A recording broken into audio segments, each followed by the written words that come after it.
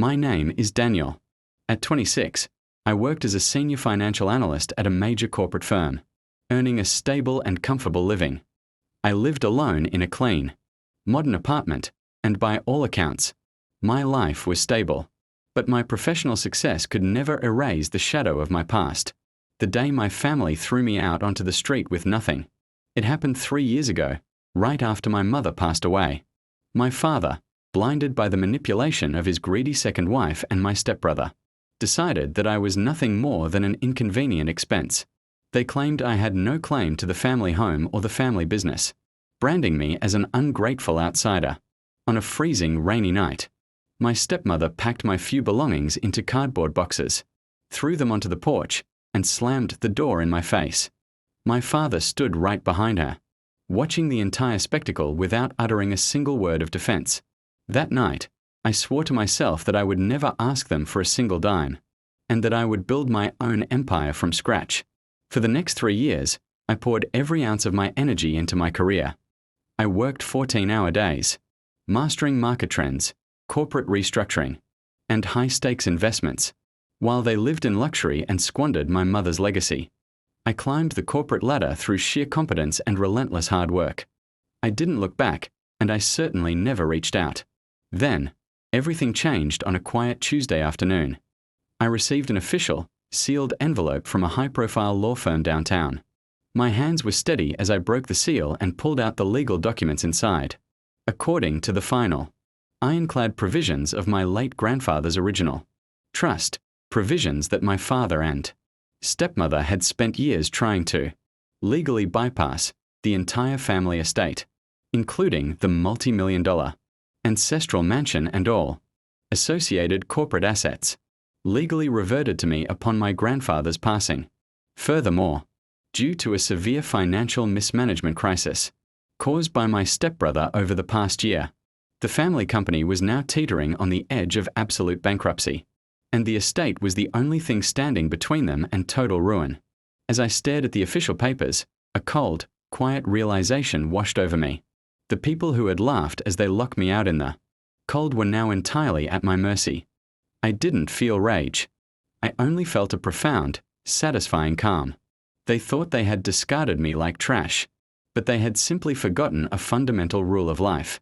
What belongs to the rightful heir will always find its way back home. My phone buzzed on the desk. It was an unknown number, followed immediately by another.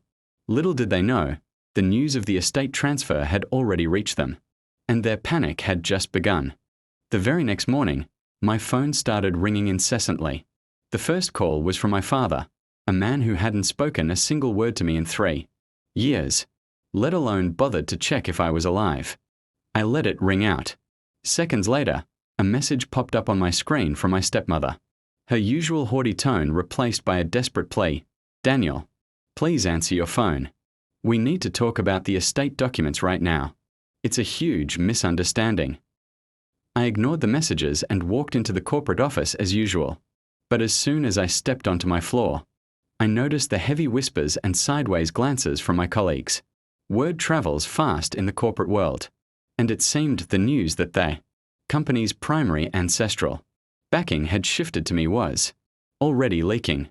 Before I could even sit down at my desk, my stepbrother, Jason, stormed into our office floor. His face was pale, his designer suit slightly rumpled, and his eyes wild with panic. He marched straight up to my desk, slamming his hands onto the glass surface. "Daniel, what kind of malicious games are you playing with the family lawyers?" Jason hissed, his voice trembling with suppressed rage and fear. "Signing over the entire estate to your name? Have you completely lost your mind? You know the company needs those assets as collateral." I didn't flinch.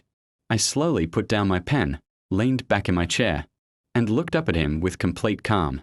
"Games, Jason? I'm just reviewing legal documents sent by grandfather's trusted firm. Last time I checked, legal inheritance isn't a game." Jason's face twisted in disgust. "You arrogant little brat. You were thrown out of that house because you were useless. You think a few years at a desk job makes you a lord? Dad gave you life. And this is how you repay him, by trying to push us into bankruptcy."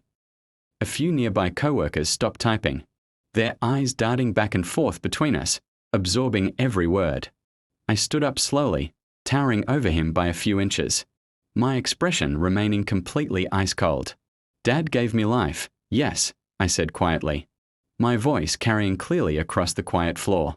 And on a freezing rainy night 3 years ago, he and your mother threw me out with 2 cardboard boxes, telling me I was dead to them. You didn't care about family then, Jason. Why should you care about it now? Jason stammered, stepping back slightly under the weight of my gaze. That was different. That was a family matter. This is business. No, Jason, I replied sharply. This is consequences. Before he could find another excuse to scream, security guards, alerted by the noise, stepped in and escorted a red-faced, sputtering Jason out of the building. The entire floor went dead silent. From that day on, the rumors changed. I was no longer just an ordinary analyst. I was the man holding the lifeline of the very family that tried to destroy me, and they were finally terrified. Within 48 hours of Jason's public outburst, the pressure from my extended family hit a fever pitch. My phone became a battlefield of desperate calls and texts from relatives who hadn't spoken to me in years. Suddenly, they all remembered we shared blood, and they expected me to hand over the estate keys to save their failing lifestyles. I blocked them one by one, meeting their panic with the same cold indifference they showed when they threw me out. The climax arrived on a rainy Thursday evening. The intercom buzzed. My father and stepmother were downstairs, demanding entry. I told the guard to let them up. Moments later, they were pounding on my door. When I opened it, they shoved their way inside. My father looked broken, his posture slumped in defeat. My stepmother, once arrogant, was a wreck, her makeup ruined by tears. Daniel, have you lost your mind? She shrieked. How could you push your own family to ruin over a childish grudge? I calmly closed the door, poured a glass of water, and leaned against the counter, watching them with chilling detachment. I offered no seat. You're home. I repeated, my voice steady. 3 years ago, on a night just like this, you threw my clothes into the mud and told me I wasn't family. You only care about blood now because your accounts are empty, and the business I reclaimed is your only hope. My father's lips trembled. Daniel, I was weak, but I am your father. You didn't care about blood when I had nothing, I said, a humorless laugh escaping me. Now, every brick of that estate is mine. You came here hoping for mercy, but you won't find it.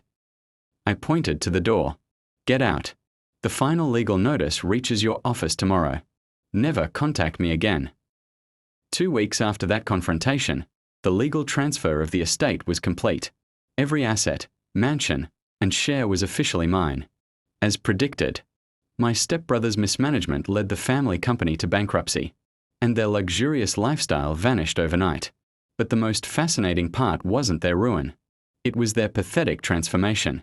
Stripped of their wealth, their arrogance vanished, replaced by an aggressive campaign of flattery. They bombarded me with texts, calling me the family savior and pride of the lineage. Begging for dinner meetings and claiming their past abuse was merely tough love. One afternoon, I found them waiting outside my office. They looked aged and desperate. As I approached, my stepmother offered a trembling, awkward smile. Daniel, look at you. We are so proud of your success. Can't we start fresh? We are family. My father nodded eagerly, adding, Your room in the mansion is still empty. You belong there. I looked at them, and to my surprise, the years of resentment were gone, replaced by total indifference. You are right about one thing, I said, my voice steady. We are family. But 3 years ago, on a rainy night, you ensured I wasn't part of it. You taught me how to survive alone and how worthless your hollow words truly are. I pulled out my phone, blocked their numbers right in front of them, and slipped it back into my pocket. Keep your praise, I said, stepping past them without a backward glance. You threw away the only person who cared about this family long before I inherited it. Enjoy the silence. I walked away into the bright afternoon sun. My empire was built, my principles were intact, and for the first time, I was truly free.